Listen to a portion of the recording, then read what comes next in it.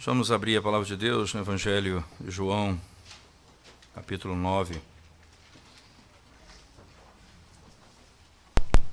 Vamos ler o capítulo 9 todo.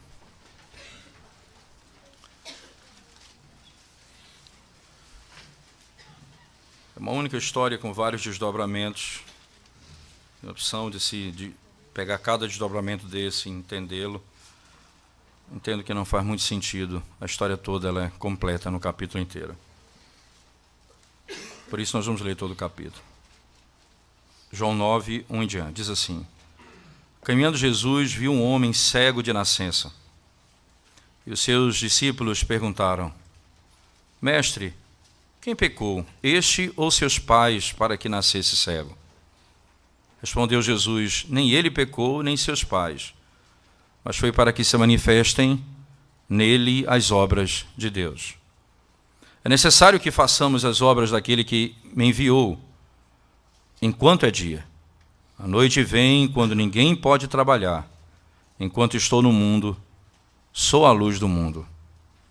Dito isso, cuspiu na terra e, tendo feito lodo com a saliva, aplicou aos olhos do cego, dizendo-lhe: Vai, lava-te no tanque de Siloé, que quer dizer enviado.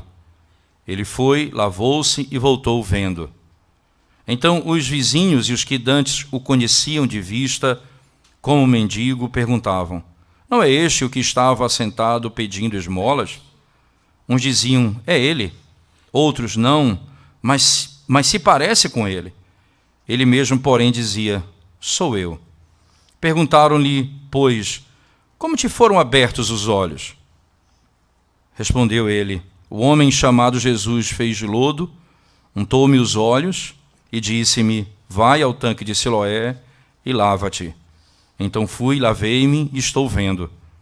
Disseram-lhe, pois: Onde está ele? Respondeu: Não sei. Levaram, pois, aos fariseus o que dantes fora cego, e era sábado, o dia em que Jesus fez o lodo, e lhe abriu os olhos. Então os fariseus, por sua vez, lhe perguntaram: Como chegar a ver?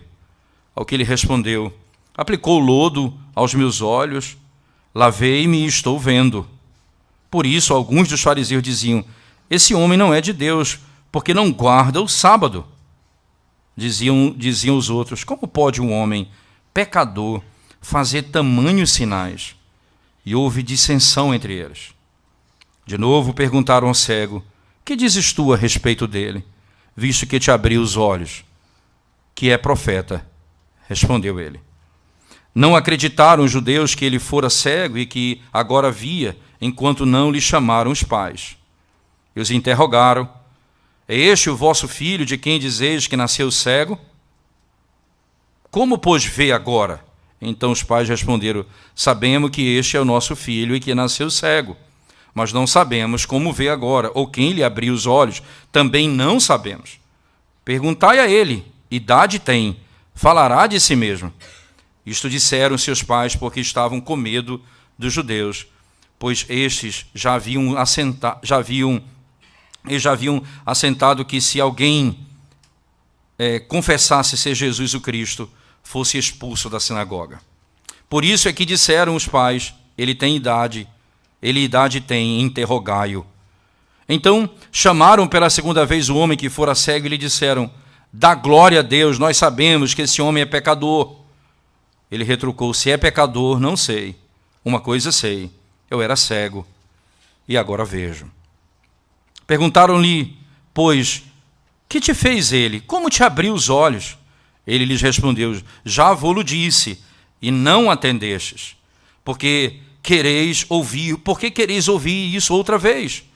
Porventura quereis vós também tornar-vos seus discípulos? Então injuriaram e lhe disseram: Discípulo dele és tu, mas nós somos discípulos de Moisés. Sabemos que Deus falou a Moisés, mas este nem sabemos de onde é. Respondeu-lhes o homem: Nisto é de estranhar que vós não saibais de onde ele é, e contudo me abriu os olhos. É estranhar que vós não saibam de onde ele é, e contudo me abriu os olhos.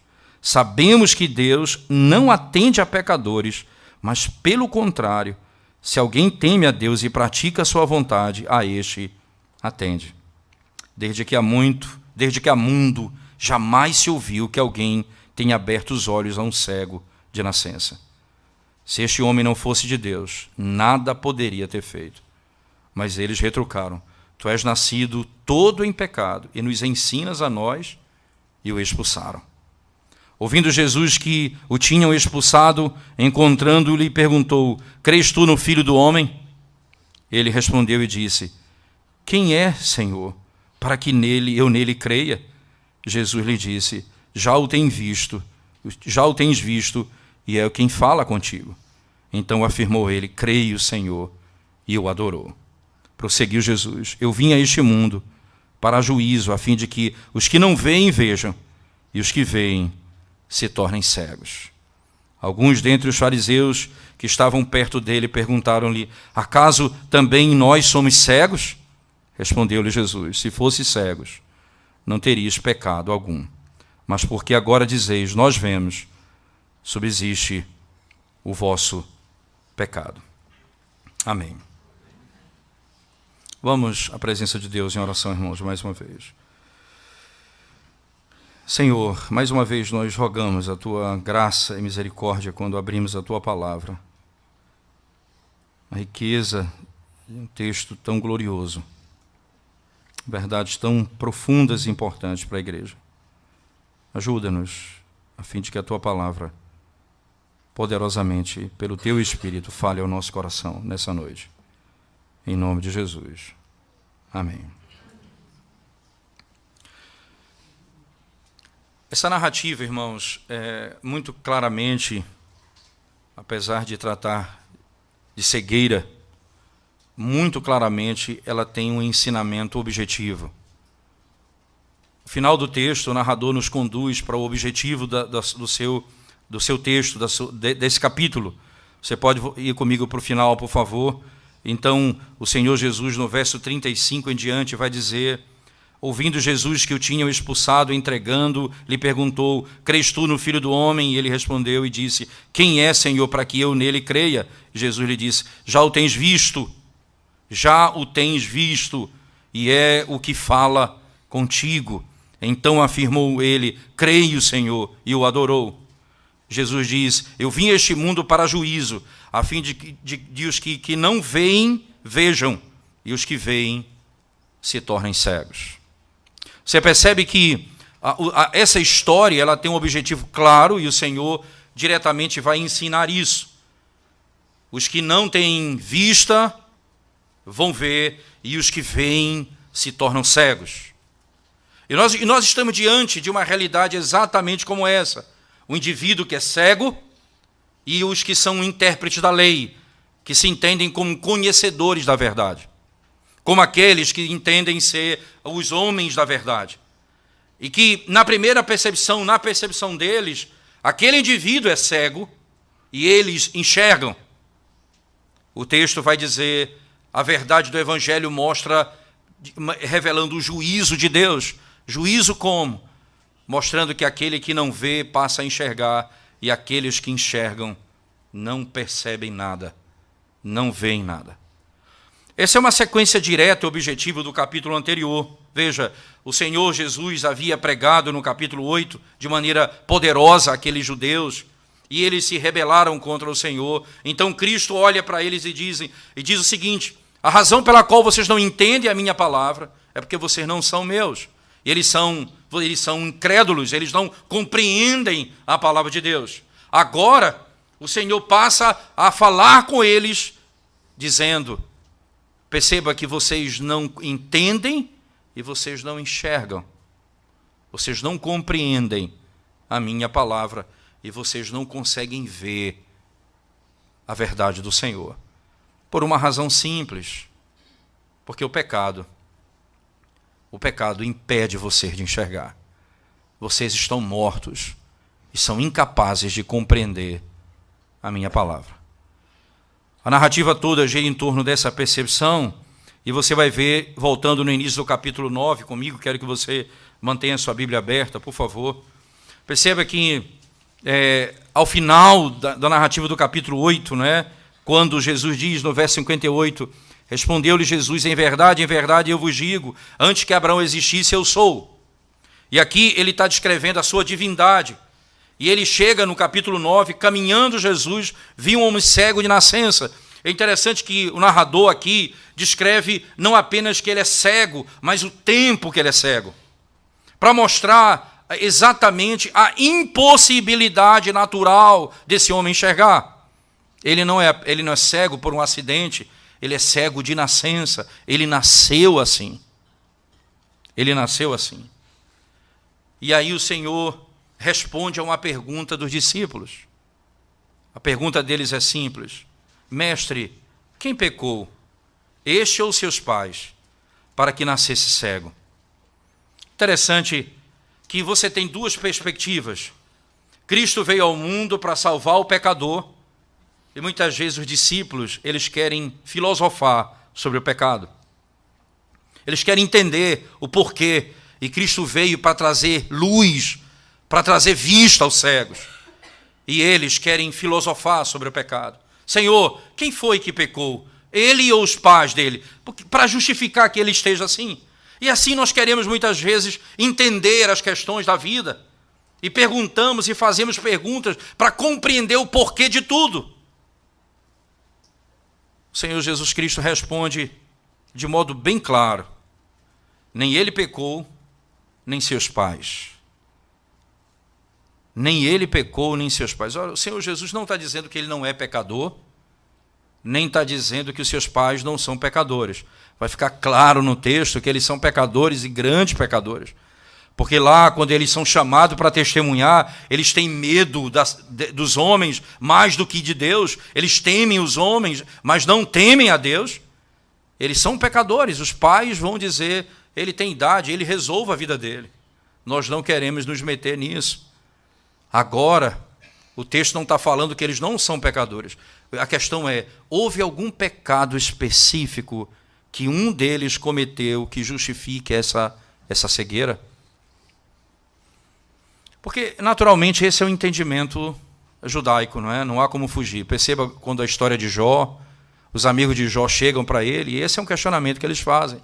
Por que você está passando por isso? Não é? Por que você está passando por isso? Veja que pecado você cometeu. Não é? Ora, alguma coisa específica você fez para passar por isso. Ora, não é impossível não acontecer. Entenda isso, irmãos.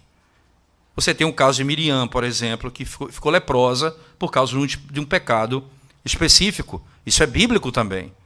Não é? Então, não é a questão de que isso não acontece, é a questão desse caso específico. O que foi exatamente que aconteceu para que ele nascesse cego? Então, o Senhor vai dizer com suas palavras, né? É necessário, né? E veja o verso 3, nem ele pecou, nem seus pais, mas foi para que se manifestem nele as obras de Deus. E aqui ele é tirado exatamente como uma ilustração daquilo que o Senhor faz na vida de um indivíduo. Ele diz, ora, ele é cego para que, de maneira objetiva, se manifeste nele as obras de Deus. Para que ele seja um exemplo do que acontece com o homem. Para que vocês vejam exatamente o que acontece com a alma do homem. Ele é cego e vai ser revelado nele a glória de Deus. E aí, o Senhor Jesus dá uma exortação no verso 4, porque me parece que vai na direção do primeiro aspecto, quando ele diz, ora, é necessário que façamos as obras daquele que me enviou enquanto é dia. A noite vem quando ninguém pode trabalhar. E o que me parece que o Senhor está dizendo, ora, antes da morte, antes que chegue o dia da minha morte, é necessário que trabalhemos. Enquanto é tempo, é necessário trabalhar. É necessário remir o tempo. Não perca as oportunidades. Não é? Você vê alguém sofrendo, você vê alguém passando necessidade, você vê alguém em pecado, você vê alguém em tribulação, e você não dá uma palavra de socorro, você não estende a sua mão, você não fala da glória do Evangelho do Senhor, você não se importa com ele, a única preocupação sua é filosofar sobre as razões das coisas, mas você não estende a sua mão para ajudá-lo, para socorrê-lo. O Senhor está exortando nesse sentido. E aí ele diz no verso 5, enquanto estou no mundo, sou a luz do mundo. Ora, ele não está dizendo que ele deixará de ser a luz do mundo, mas ele está citando exatamente o tempo que ele vai viver na terra. Por isso é que se entende o verso 4 nessa direção. É necessário que façamos as obras daquele que me enviou enquanto é dia, isto é, antes que eu não esteja mais aqui com vocês fisicamente. É necessário que a obra seja realizada. É importante isso. Então esse indivíduo vai ser tirado, não para que se compreenda a razão ou o fundamento e o motivo da sua enfermidade, mas ele vai ser tirado como ilustração para ver o que acontece com alguém que nasce em pecado. Ora, ele nasceu cego, assim como nós nascemos em pecado. Ele não enxergava, assim como nós nascemos mortos, incapazes de compreender, e a imagem é perfeita. Nós nascemos assim, em pecado me concebeu minha mãe. Ele nasceu sem nunca ter visto a luz, como todo ser humano nessa terra. Nasce em pecado, morto nos seus delitos e pecados, incapaz de compreender as coisas de Deus, e ele é tirado como um exemplo perfeito dessa realidade. O Senhor se apieda dele. E perceba que o Senhor Jesus vai imediatamente no verso 6, ele vai agir. Não é? Ele não pergunta ao indivíduo, você quer ficar curado? Você quer enxergar? Ele não pergunta. Cristo faz, ele age. E é exatamente assim que ele faz conosco. Veja, o morto passa a viver. Ele não pergunta, você quer viver? Ele vem da vida aos seus. Dito isto, cuspiu na terra e, tendo feito lodo com a saliva, aplicou aos olhos do cego. Que imagem interessante. Ele poderia ter dito, simplesmente agora você está curado. Mas ele não fez assim. Por que Cristo faz assim? Na Escritura, cuspir em alguém, alguma coisa, é sinal de humilhação. Ele cospe na terra e fez um lodo com a saliva e aplica aos olhos do indivíduo com uma única intenção. Não é de mostrar que esse é um método de cura, ou que esse é um remédio que podemos aplicar para curar a enfermidade da vista de alguém. Não é essa a intenção. A intenção repousa simplesmente nisso, dizendo-lhe, vai, lava-te no tanque de Siloé. Vai e faz isso. O Senhor dá uma ordem para que ele obedeça. Ele não enxergava, e aquela lama e aquele lodo não piorava a sua situação, mas havia um lodo nos seus olhos. Ele disse, vai, lava-te no tanque de Siloé. E veja que João, e no texto, entre parênteses, há uma explicação que quer dizer enviado. Lava-te no tanque de Siloé, que quer dizer enviado. E aí o texto diz, perceba, ele foi, lavou-se e voltou vendo. Você percebe que ele faz exatamente o que Cristo ordenou. Ele no meio do caminho não tira, ele foi até o tanque, fez o que o Senhor mandou e voltou. O texto diz, ele voltou vendo. Interessante que nas Escrituras Sagradas, essa é uma das promessas extraordinárias que o Senhor deu ao seu povo, que Ele nos faria enxergar. Não é? Interessante porque, por exemplo, se você pegar o Mateus capítulo 11, verso 5, por exemplo, né? Quando, na narrativa do capítulo 11, João Batista ouviu falar, ele estava na prisão, né? Então ele pegou e envia os seus discípulos. Né? Ele fica em dúvida, o Senhor é aquele que vem ou vem outro? No verso 4, Jesus respondeu a ele dizendo, vai e mostra a João a essas coisas que vocês estão vendo e ouvindo. Ouvindo e vendo. E aí no verso 5, o cego recebe vista, o cego enxerga, o coxo anda, os leprosos são limpos, o surdo passa a ouvir, e os mortos se levantam e ressuscitam. E aos pobres tem sido pregado o Evangelho. Impressionante, esse é um sinal de que Cristo chegou. Esse é um sinal. Isso é tão claro no texto, irmãos. Veja que no verso 32 de João 9, perceba, há uma informação no texto. Desde que o mundo começou, nunca se ouviu falar que um homem tenha aberto os seus olhos para enxergar, sendo ele cego de nascença. João então destaca que essa é uma marca da chegada de Cristo, isto é, os cegos vão ver, os que não compreendem vão compreender. E exatamente aqui onde o texto encontra o seu ponto central. E que lá no fim o Senhor vai confirmar essas coisas. Mas aqui o Senhor está dizendo diretamente à igreja, né, com essas palavras. Não é? Ele foi, lavou-se e voltou vendo. Há um sinal muito claro no texto. Jesus Cristo, o seu reino chegou.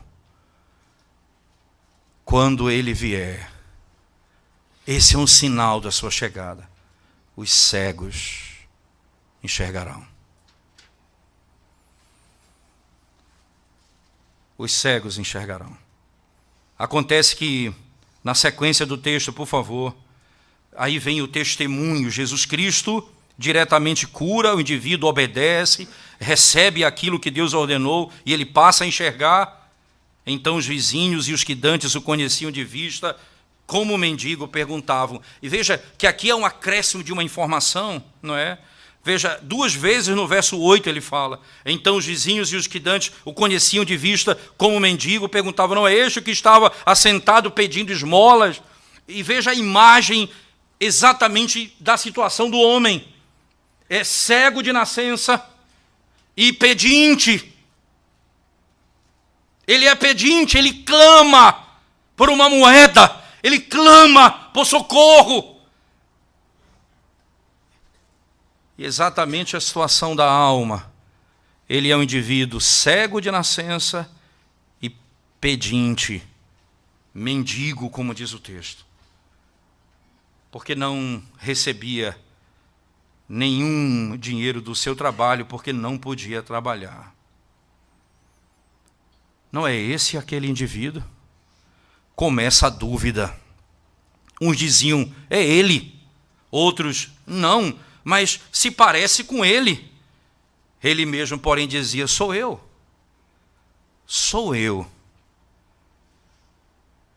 Você percebe que você tem histórias de cura em João, por exemplo, no capítulo 5, em que o indivíduo que era coxo e foi curado, porque ia entrar exatamente dentro do tanque, não é? E lá, naquele momento, ele foi curado pelo Senhor Jesus Cristo.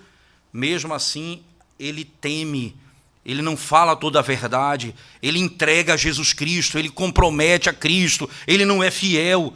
Mas aqui o Senhor está usando uma linguagem interessante. Esse indivíduo não nega aquilo que foi feito com ele. ele diz: sou eu. Sou eu.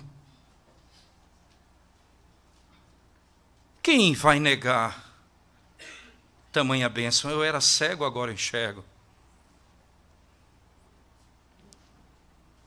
Eu era aleijado e agora eu ando. Eu estava morto e ressuscitei. Quem vai negar tamanho benefício? Somente aqueles que de fato não nasceram de novo. Mas o texto continua. Perguntaram-lhe, pois, como te foram abertos os olhos? E aqui começa toda uma jornada nesse entendimento. Veja, ele vai ser chamado, ele vai ser questionado, ele vai responder, ele vai ser questionado de novo, ele vai dizer: eu não estou entendendo, eu já disse o que aconteceu, vocês não entendem. Não é que eles não entendem, eles estão vendo e não conseguem enxergar. Eles leem e não conseguem entender. Está diante dos seus olhos e eles não se submetem. E o texto diz: ora, o homem chamado Jesus fez lodo, untou-me os olhos e disse-me: vai ao tanque de Siloé e lava-te. Então fui, lavei-me e estou vendo. Disseram-lhe, pois, onde está ele? E respondeu: não sei. Não sei onde está ele. O sinal que Jesus ia mostrar acerca da cura desse indivíduo começa a se revelar a partir de agora, quando ele é levado para os fariseus. Você percebe que quando Cristo cura, eles se apartam ali. Ele não vê Cristo, Cristo se aparta dele. Naquele momento, ainda não era o sinal. Vinha o sinal agora. Então, pois, aos fariseus, levaram, pois, os fariseus o que dantes fora cego. Eles pegaram o cego, que agora enxergava, foi levado ao tribunal, e lá, naquele lugar, questionaram simplesmente isso. É sábado. É sábado o dia em que ele fez o lodo. Ele abriu os olhos. Então os fariseus, por sua vez, lhe perguntaram: como chegar a ver? Ao que ele respondeu: aplicou lodo aos meus olhos, lavei-me e estou vendo. Por isso alguns dos fariseus diziam: esse homem não é de Deus, porque não guarda o sábado. Que coisa impressionante.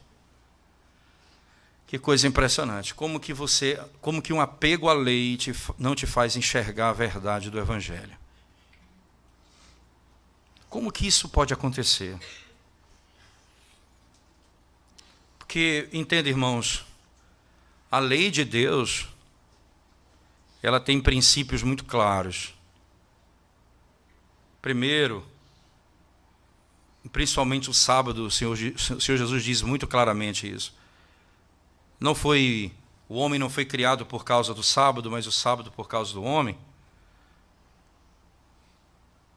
É necessário entender que existem coisas que são urgentes, que são necessárias, e que você está desobrigado de fazer, e se fizer você não quebra a lei de Deus. Mas o apego, as restrições, muitas vezes, faz com que você veja alguém morrendo, e você diz: eu não vou socorrê-lo, porque é sábado.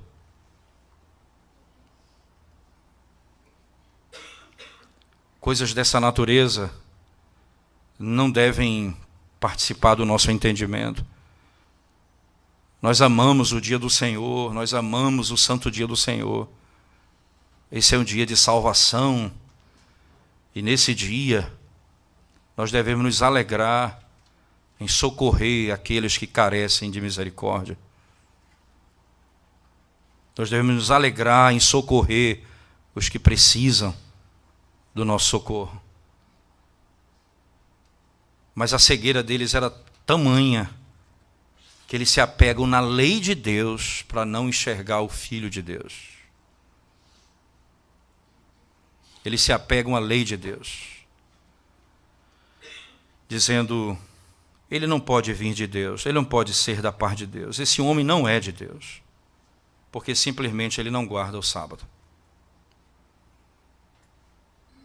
Ora, isso também não é razão em momento nenhum para você dizer, veja, o sábado quem regula são as minhas necessidades.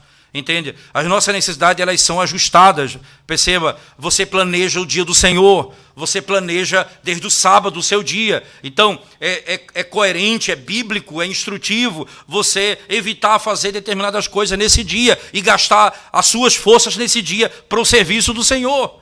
Mas se for necessário, se for urgente, se aparecer algo que está além da minha capacidade de planejar e eu preciso fazer, eu estou livre para fazer e não peco contra o Senhor.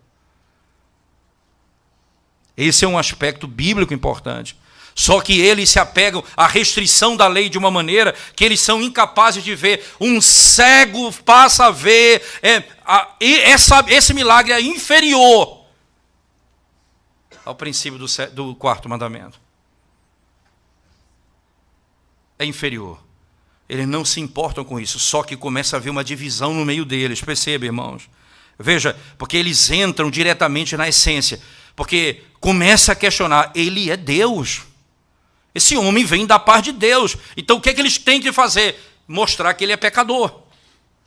Eles têm que mostrar que ele quebra a lei, para que ele seja tirado dessa autoridade. Aí a sequência do texto diz, ora, no verso 15, então os fariseus, por sua vez, lhe perguntaram como chegar a ver. Ao que ele respondeu, aplicou lodo aos meus olhos, lavei e me estou vendo. Por isso alguns dos fariseus diziam, esse homem não é de Deus, porque não guarda o sábado. Diziam outros, como pode um homem pecador fazer tamanhos sinais? E aí o texto diz que houve dissensão entre eles. Porque começaram a entender. De um lado aplicaram a lei. Veja, de um lado tem um grupo como Nicodemos. E de outro tem aqueles radicais fariseus. Ora, Nicodemos viu os milagres que o Senhor fez. E na calada da noite, lá no capítulo 3 de João, ele se chega a Cristo e diz, Senhor, ninguém faz as coisas que o Senhor faz se não for da parte de Deus. Ele entende a lei, ele compreende que ele veio da parte de Deus. Então a dissensão está aqui. Existe alguém que pensa como Nicodemos e alguns que são radicais, dizendo ele quebrou a lei. Mas não estão preocupados com um homem que era cego e passa a ver. Toda essa discussão apenas representa uma coisa: a cegueira espiritual. O que o Senhor está mostrando é, eles estão cegos, falando da minha lei. Eles estão cegos. E a cegueira deles vai se complicando. Acompanhe o texto comigo ainda, por favor, irmãos. E houve dissensão entre eles, 17. De novo perguntaram ao cego, que dizes tu a respeito dele? O próprio testemunho do cego. Visto que te abriu os olhos. Ele disse, é profeta. Ele é profeta. Interessante perceber porque nesse momento, ele ainda não tem entendimento da divindade de Cristo. E é interessante que me parece que essa é uma lógica da revelação joanina. Veja, lá no capítulo 4 da mulher samaritana, a primeira declaração que ela faz acerca de Cristo, vejo que tu és profeta. Eu vejo que tu és profeta. Mas ela ainda não tinha conhecido a Cristo como seu Salvador. Ele ainda não havia entendido que ele era o Salvador do mundo. Ela também, ele também, não entenderam. O fato é que, mesmo dizendo, ele é profeta, ele tinha um conhecimento apenas, ele foi enviado por Deus. Ele foi enviado por Deus. Se ele foi enviado por Deus, é por isso que ele faz tais coisas, não é? Por isso, o poderoso ato de Cristo, de nunca, em canto nenhum da história, um cego de nascença enxergou e está acontecendo diante dos olhos dele aquilo, esse ato poderoso do Senhor, ele está dizendo exatamente que essa verdade divide as opiniões, mas o cego começa a enxergar. Mas o cego começa a enxergar. E os que têm a lei agravam a sua cegueira. É o sábado. Ele não, se ele é pecador, como pode fazer tais coisas? Perceba o que João está fazendo. O cego está enxergando. E os que enxergam estão revelando a cegueira da sua alma. Na sequência do texto, acompanhem, por favor, ainda comigo.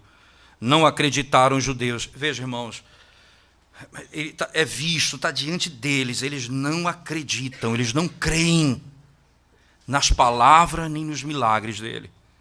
Não acreditaram os judeus que ele fora cego e que agora via, enquanto não lhe chamaram os pais. E os interrogaram: é este o vosso filho, de quem dizeis que nasceu cego? Como, pois, vê agora? Então os pais responderam: sabemos que este é nosso filho e que nasceu cego, mas não sabemos como vê agora ou quem lhe abriu os olhos, também não sabemos. Perguntai a ele: idade tem? Falará de si mesmo. E veja que João descreve a intenção do coração dele, dos pais. Qual é a intenção? Verso seguinte: isto disseram seus pais, porque estavam com medo dos judeus, pois estes já haviam assentado que se alguém confessasse ser Jesus o Cristo, fosse expulso da sinagoga. Ora, você imagina o que passa na mente deles aqui. Você vai perceber que no capítulo 12 de João tem uma história muito parecida com essa. Veja lá, capítulo 12, versos 42 a 43. João 12.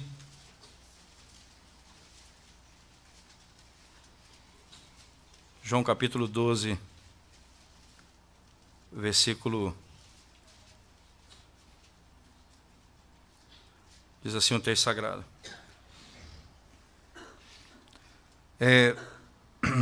Deixa eu pegar do verso 37 em diante, porque vai ficar bem mais claro para a gente. 12 em diante. E embora tivesse feito tantos sinais na sua presença, não creram nele, para se cumprir a palavra do profeta Isaías, que diz: Senhor, quem creu em nossa pregação? E a quem foi revelado o braço do Senhor? Por isso não podiam crer, porque Isaías disse ainda: cegou-lhe os olhos e endureceu-lhe o coração, para que não vejam com os olhos, nem entendam com o coração, e se convertam e sejam por mim curados. Isto disse Isaías, porque viu a glória dele e falou a seu respeito. Contudo, muito dentre as próprias autoridades creram nele, mas por causa dos fariseus não o confessavam, para não serem expulsos da sinagoga, porque amaram mais a glória dos homens do que a glória de Deus. Eles amaram mais a glória dos homens do que a glória de Deus. João, ele se preocupa com isso porque, irmãos, veja como ele começa descrevendo o Evangelho. No princípio era o Verbo estava com Deus e o Verbo era Deus. E o Verbo se fez carne. Deixou a glória do Pai e habitou no meio de homens pecadores como nós.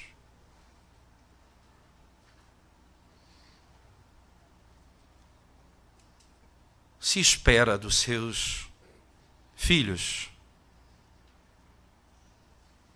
que amem mais a glória dele, de Deus, do que a glória desse mundo. Que deixem qualquer coisa por causa dele, de Cristo. Porque o padrão de Abraão é o padrão de Cristo. Na antiga aliança, os que criam eram aqueles que deixavam sua terra e iam para uma terra que não conheciam. Na nova aliança, os que creem são aqueles que escutam a voz de Deus e saem e deixam pai, mãe, família, trabalho, riqueza, glória nessa terra para segui-lo. Eu temo perder o meu cargo na sinagoga. Você ainda não entendeu o que é seguir a Cristo.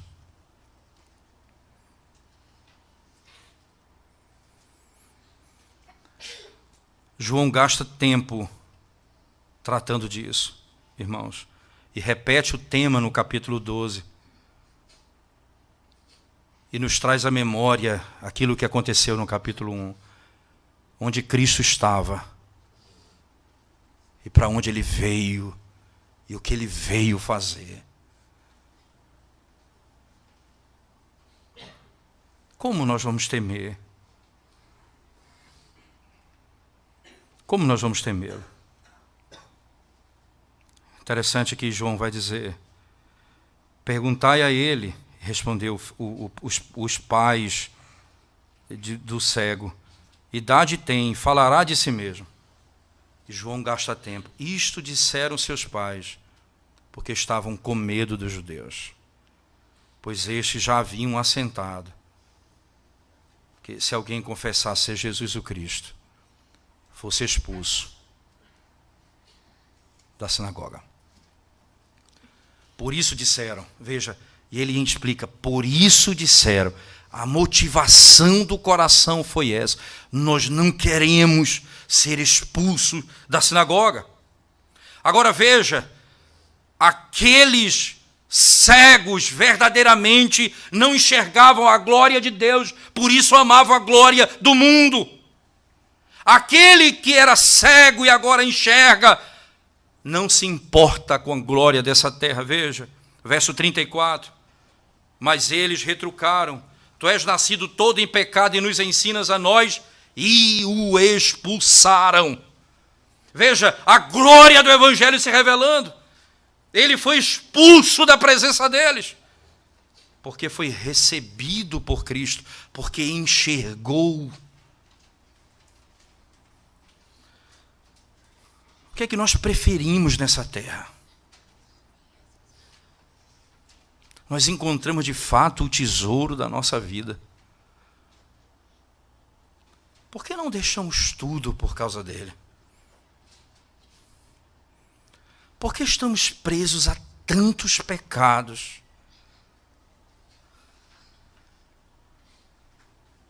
Por que ainda?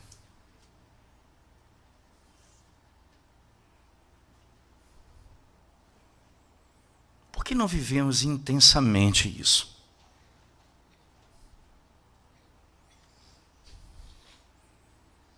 O que é que nós amamos nessa terra mais do que a glória revelada em Cristo?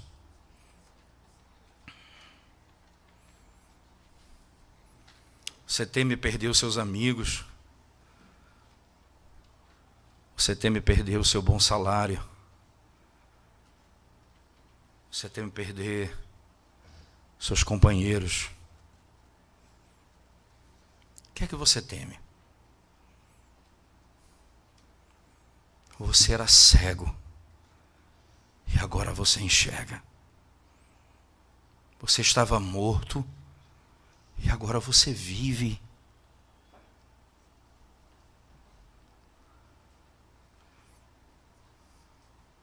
Verso 24. Então chamaram pela segunda vez o homem que fora cego e lhe disseram: e aqui veja a sutileza da iniquidade. Dá glória a Deus, mas sem Cristo, sabe, dá glória a Deus, vírgula, sem Cristo, Deus é glorificado no seu Filho, não fora dele. Eu me impressiono. Uma vez eu fui chamado para falar em determinado lugar sobre o tema Só lhe deu glória. E é um assunto muito batido, muito se fala nesse tema. E eu tentei fazer alguma coisa um pouco diferente. Eu tentei expor um livro da Bíblia com o tema. E aí eu peguei o livro de Romanos de ponta a ponta, em 1 hora, tentando mostrar esse tema, parte a parte. Como que Deus cria o homem para a sua glória e eles não deram glória ao Senhor, adoraram a criatura no lugar do Criador. Fomos destituídos de glória. Nós não glorificamos a Deus com a nossa vida. E aí então nós somos salvos pela graça, para que a glória seja de Deus. Nós somos redimidos pela graça, para que a glória seja de Deus. Nós somos santificados pela graça, para que a glória seja de Deus. E o livro todo caminha. E aí o que me impressiona é que o último versículo de Romanos, o último versículo, me impressiona. Eu quero que você abra sua Bíblia comigo lá, por favor. Romanos, capítulo 16. O último versículo. Diz assim. Deixa eu ler a doxologia toda, e eu vou ler o último versículo. Ora, aquele que é poderoso para vos confirmar, segundo o meu evangelho, verso 25, e a pregação de Jesus Cristo, conforme a revelação do mistério aguardado em silêncio nos tempos eternos, e que agora se tornou manifesto e foi dado a conhecer por meio das escrituras proféticas, segundo o mandamento do Deus eterno, para a obediência por fé, entre todas as nações, ao Deus único e sábio, seja dada glória por meio de Jesus Cristo, pelos séculos dos séculos. Veja, que seja dada a glória por meio de Jesus Cristo. É Ele que restaura a glória de Deus. É Ele que restaura a glória de Deus. Como eles querem um evangelho querem a glória de Deus sem Cristo? Eles não querem a glória de Deus. É o que João vai dizer. Por favor, veja, nas perguntas, quando eles trazem de volta o jovem à sinagoga, não é? E aí no verso 18, não é? Desculpa, na sequência, verso 24, ele diz: então chamaram pela segunda vez o homem que fora cego e lhe disseram: dá glória a Deus. Isto é, glorifica a Deus. Mas nós sabemos que esse homem é pecador. Esse homem, Jesus Cristo, nós sabemos que ele é pecador.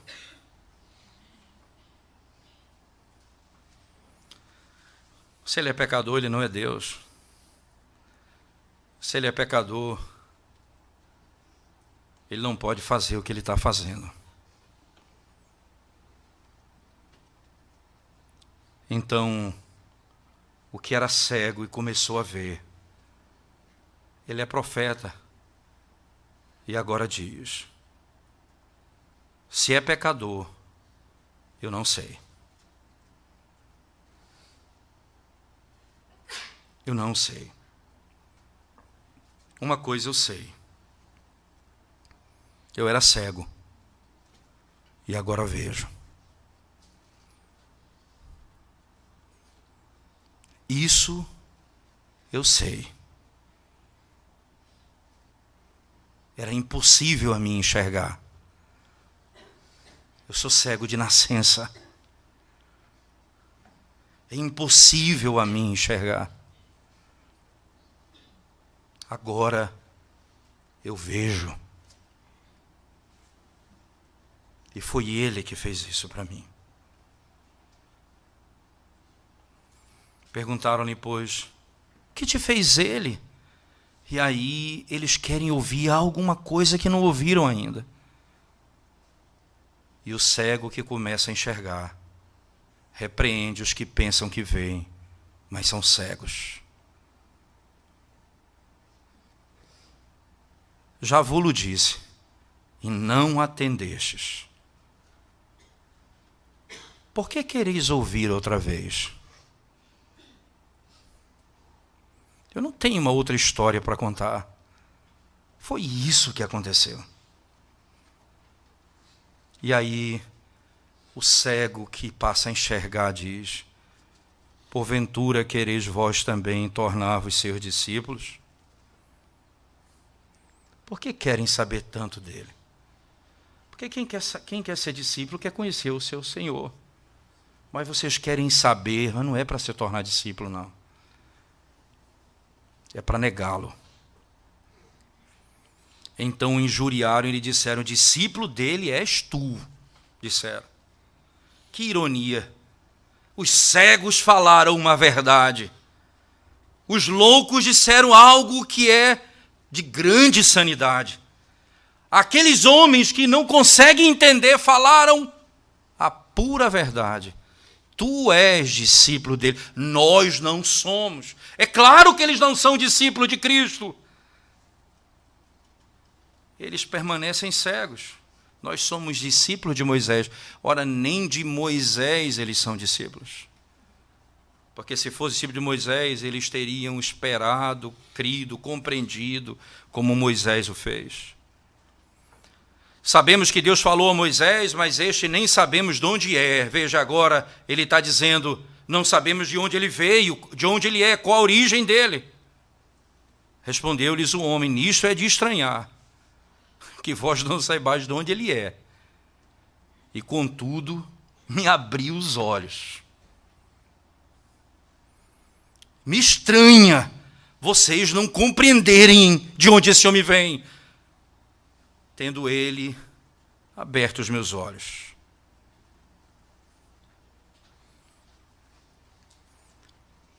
E aqui, irmãos, vem uma declaração de teologia das mais impressionantes. E a boca do homem dizendo: sabemos que Deus não atende a pecadores. Sabemos que Deus não atende a pecadores.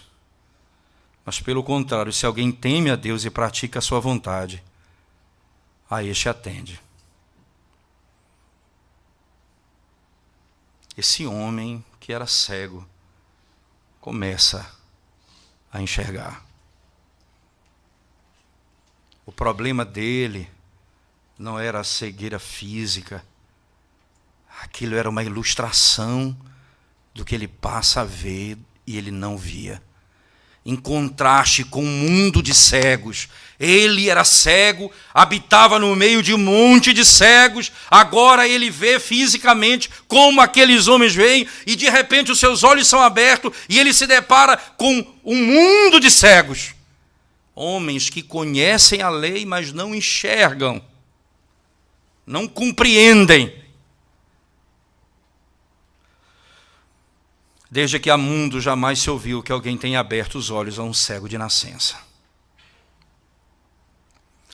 Se este homem não fosse de Deus, não poderia ter feito. Os olhos dele estão cada vez mais claros. Mas eles retrucaram: tu és nascido todo em pecado e nos ensinas a nós. Mais uma verdade eles falaram: tu és todo pecador. Assim como ele era cego desde o nascimento. Aqueles homens acreditavam que ele não nascia um pecador como aquele indivíduo que era cego. Ora, porque para ele ser cego desse jeito, ele tem que ser um grande pecador. A família dele é de grandes iníquos. Logo, eles não são assim, eles são homens da lei. Eles não têm tanto pecado. O pecado deles é tratado de outra perspectiva. Eles não são como os outros. Diferente de Davi, em pecado me concebeu minha mãe. Eu nasci em pecado.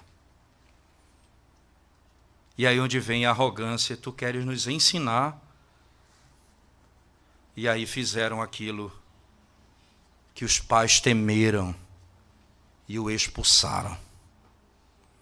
Ali ficou manifestado que eles agora veem que aquele homem via e eles eram cegos.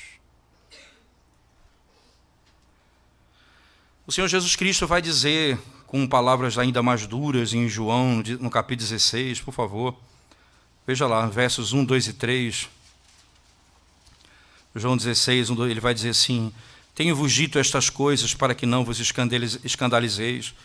Eles vos expulsarão das sinagogas. Veja o que aconteceu com aquele homem. Eles vos expulsarão das sinagogas. Mas vem a hora em que todo o que vos matar julgará com isso tributar culto a Deus. Isto farão, porque não conhecem o Pai, nem a mim. Eles não conhecem o Pai, nem a mim. Eles dizem que estão prestando culto a Deus, mas na realidade, eles não me conhecem. Eles expulsam da sinagoga, mas eles não me conhecem. Então, agora, quando o entendimento dele vai ficando mais claro, vem a última seção da narrativa. Jesus revela-se ao cego. Ouvindo Jesus que o tinham expulsado, encontrou e lhe perguntou: crês tu no Filho do Homem? Ele respondeu e disse: quem é, Senhor, para que eu nele creia? Sabe o que ele está dizendo aqui, irmãos? Eu estou submetido a ti. Me diga quem ele é, que eu creio. O que tu falares, o que o Senhor disser, eu aceito. Mostra-me quem ele é, e eu crerei nele. Jesus lhe disse: já o tens visto, e é o que fala contigo. O cego agora vê. Então afirmou ele: creio, Senhor. E o adorou. Eu creio, Senhor. E se prostrou diante dele. E o adorou. Essa é a primeira manifestação de alguém que era cego e passa a ver. Ele crê e ele adora a Deus. Ele não crê apenas, ele adora a Deus. Ele se prostra diante de Deus. Ele se submete a Ele. Ele faz a vontade do seu Senhor. Meu prazer não está em estar na sinagoga. Meu prazer não está junto deles, está contigo. Os seus pais, a sinagoga, já não queriam nada com ele.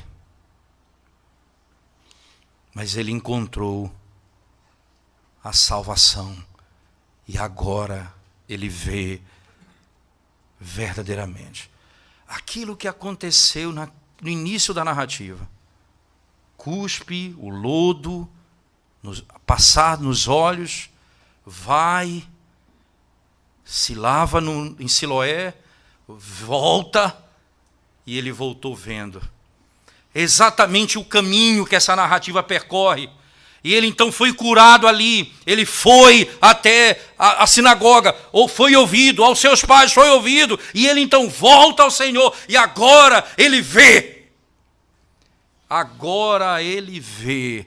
Ele enxerga o que ele não podia enxergar. E aí Cristo declara o juízo dele sobre o mundo. Me impressiona esse texto muito. Afirmou Jesus, então afirmou ele: creio, Senhor, e o adorou. Prosseguiu Jesus: eu vim a este mundo para juízo, a fim de que os que não veem, vejam, e os que veem se tornem cegos. Que é isso que Cristo está dizendo aqui? Você vai entender Isaías capítulo 6. Quem há de ir por nós? A quem enviarei? E ele foi enviado pelo Senhor. E o Senhor disse a ele: você vai pregar. E eles não vão ouvir com seus ouvidos. Eles não vão entender com seu entendimento. Eles não vão ver com seus olhos. Até quando, Senhor? E aqui Cristo, então, exatamente, ele foi enviado pelo Pai e diz: e eu vim para juízo. E veja que ele diz: a fim de que os que veem, não veem, vejam, e os que veem se tornem cegos. E ali ele está se dirigindo exatamente ao texto de Isaías.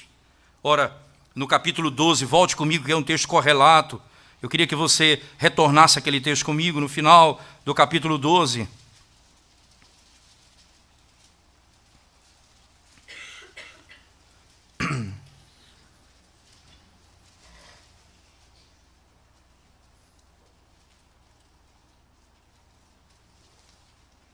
Verso 37, melhor dizendo, 37 em diante do capítulo 12, ele diz: e embora tivesse feito tantos sinais na sua presença, não creram nele, para se cumprir a palavra do profeta Isaías, que diz: Senhor, quem creu em nossa pregação e a quem foi revelado o braço do Senhor?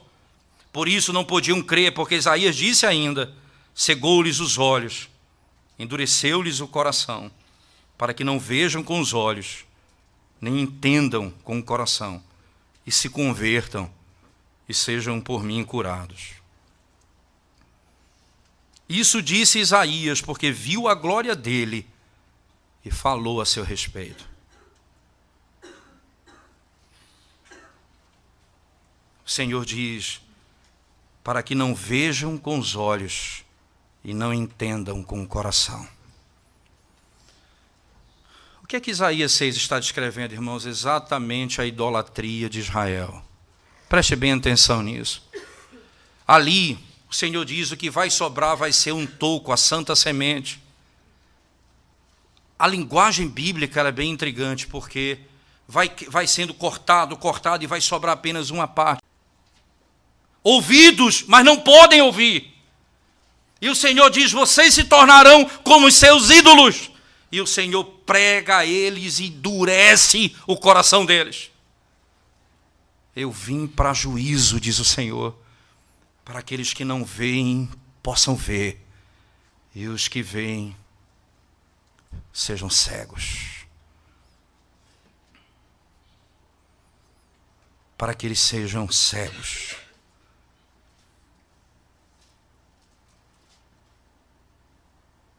É por isso que a Escritura descreve que a conversão, ela se dá assim: nós somos tirados dos ídolos e servimos ao Deus vivo e verdadeiro. Está lá na primeira carta de Paulo aos Tessalonicenses, capítulo 1, você vai encontrar essa linguagem literal. Eles são tirados do meio dos ídolos. Como? E como eles podem ver?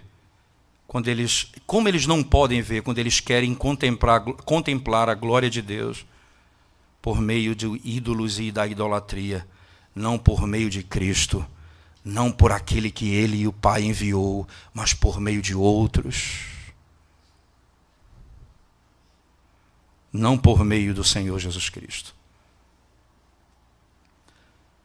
É por isso que na segunda carta de Paulo aos Coríntios, queria que você abrisse a escritura comigo, por favor. Segunda carta de Paulo aos Coríntios. Capítulo 4.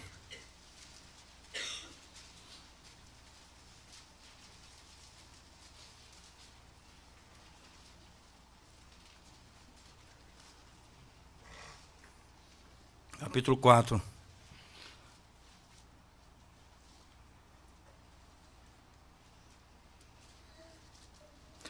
Especificamente a partir do versículo 4 em diante, diz assim, deixa eu ler um pouco antes, do 3 em diante. Mas se o nosso evangelho ainda está encoberto, é para os que se perdem que está encoberto, nos quais o Deus desse século cegou o entendimento dos incrédulos, para que lhes não resplandeça a luz do evangelho da glória de Cristo, o qual é a imagem de Deus. Porque não nos pregamos a nós mesmos, mas a Cristo Jesus como Senhor e a nós mesmos como vossos servos, por amor de Jesus. Porque Deus que disse, das trevas resplandecerá a luz, Ele mesmo resplandeceu em nosso coração, para a iluminação do conhecimento da glória de Deus na face de Cristo. A glória de Deus na face de Cristo. Eles nunca poderiam ver a glória de Deus se não for por meio de Cristo. Eles dizem, dê glória a Deus, mas esse aí é pecador. Eles querem a glória de Deus sem Cristo. E o Cristo que deixou sua glória para nos restaurar e nos fazer enxergar, nos fazer ouvir, é o Cristo que nos ensina que a glória dele é superior à glória desse mundo. Mesmo que sejamos tentados a amar a esse mundo mais do que a ele, nós somos lembrados de que quando nós encontramos o Senhor Deus na face de Cristo, nós encontramos o maior tesouro. Então nós podemos ver, então nós podemos compreender, então nós podemos entender e ouvir. É por isso que a marca do Evangelho é essa. Essa é a marca do Evangelho. O Senhor diz assim, as minhas ovelhas ouvem a minha voz e elas me seguem. Elas vão escutar a minha palavra. Elas vão atentar para a minha voz, diz o Senhor, e vão andar após mim. Elas vão deixar todas as coisas, elas vão me seguir, elas vão deixar a honra, a glória desse mundo e vão me seguir. Vão deixar o pecado, vão deixar a escravidão desse mundo e vão me seguir.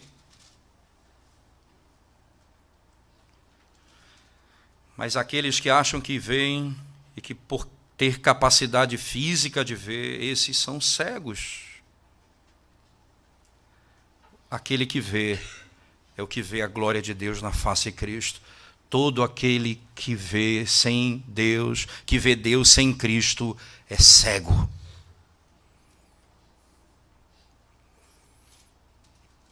Ou mesmo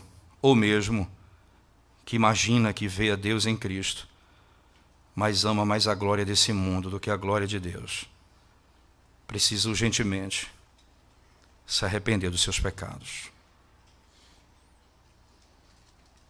E aí o Senhor Jesus, a narrativa encerra assim, verso 40.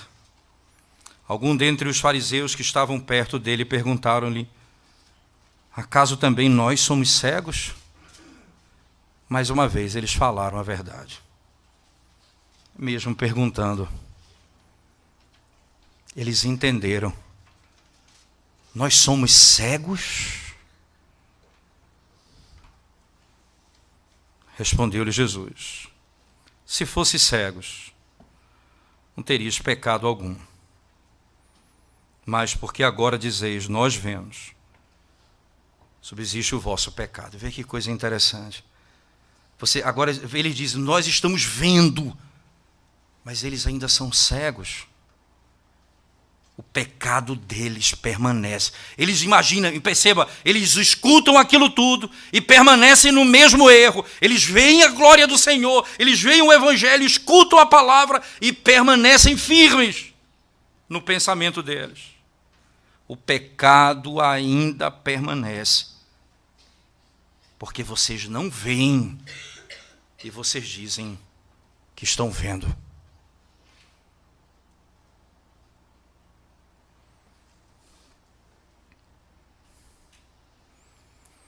Essa realidade, irmãos, é a realidade que traz esperança para você que hoje está nesse local, mas não tem Cristo como seu Salvador. e ainda mais entendeu hoje que você está cego porque não viu a Deus por meio da face de Cristo.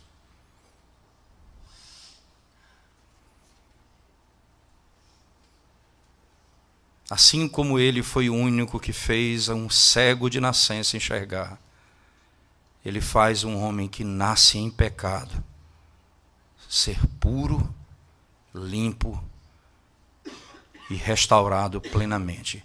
Só ele pode fazer isso.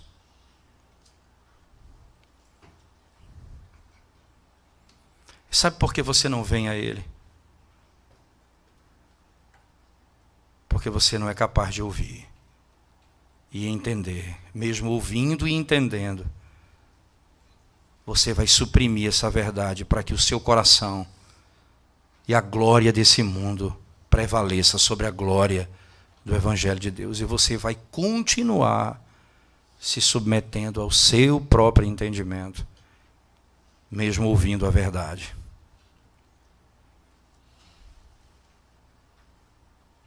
Mas Deus é poderoso para te fazer enxergar. Como ele fez com aquele homem que era cego de nascença, ele fará contigo. Creia no Senhor Jesus.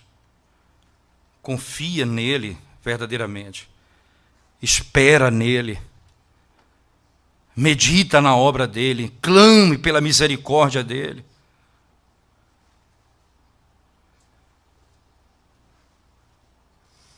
E por outro lado, a palavra de Cristo nos confronta dessa maneira, irmãos. Não existe neutralidade.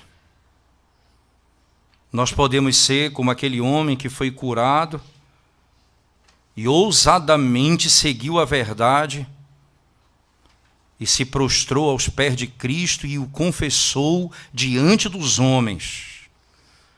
Ou nós somos assim, ou nós seremos como seus pais, que com medo dos homens se curvaram diante da intimidação desse mundo e permaneceram nos prazeres dessa terra, acreditando que a glória que aquela sinagoga podia dar a eles era superior à glória do Evangelho de Cristo. Ou nós somos como aquele cego que agora enxerga, ou nós somos como os pais do cego, ou nós somos como os fariseus, que eram tão cegos que rejeitaram a plena verdade para se apegar aos seus próprios caminhos. Somente um desses indivíduos podia ver, os outros eram cegos. Porque o que eles queriam era: Deus é bom, dê glória a Deus, mas o filho dele é pecador. Não podemos ver a glória de Deus se não for na face de Jesus Cristo, o Filho do Deus Altíssimo, que nunca cometeu pecado. Jamais cometeu pecado. Então eu pergunto a você, com qual desses você se assemelha hoje à noite? Com quem você se assemelha hoje à noite?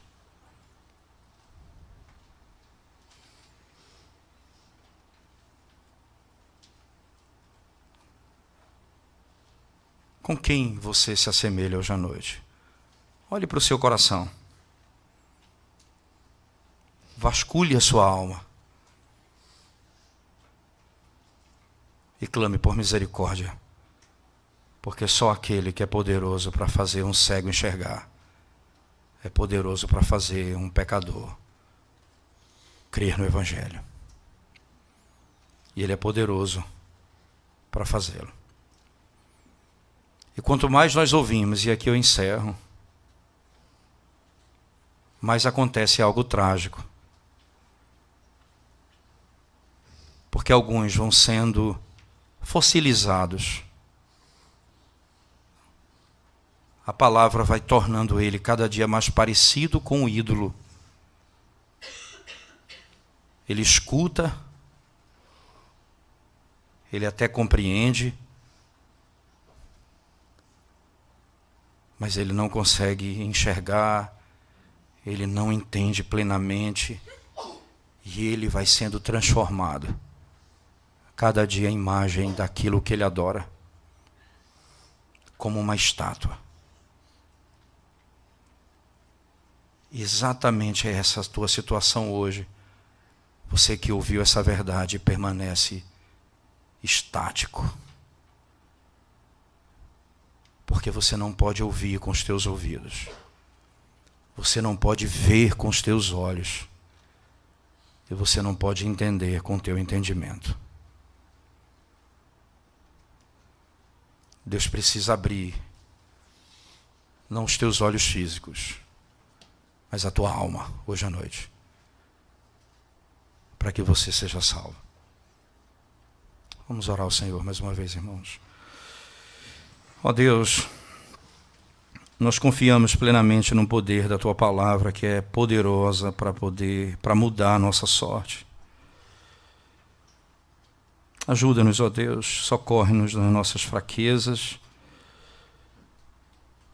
E ajuda-nos, ó Deus, a nos desvencilharmos desse mundo. Cada dia, Senhor. Que nunca nos apeguemos a esse mundo de maneira pecaminosa, como muitas vezes temos feito. Que tenhamos todas as coisas que o Senhor nos tem concedido nessa terra. As coisas são como amigos, mas nunca como um cônjuge, a ponto de não nos separarmos. Que o Senhor nos permita ver a tua glória cada dia mais nítida diante dos nossos olhos em Cristo. E sigamos, ó Deus, firmes, abandonando esse mundo, os prazeres, a glória e o louvor dessa terra, por causa do nosso Senhor Jesus Cristo, o nosso Redentor e Salvador. No nome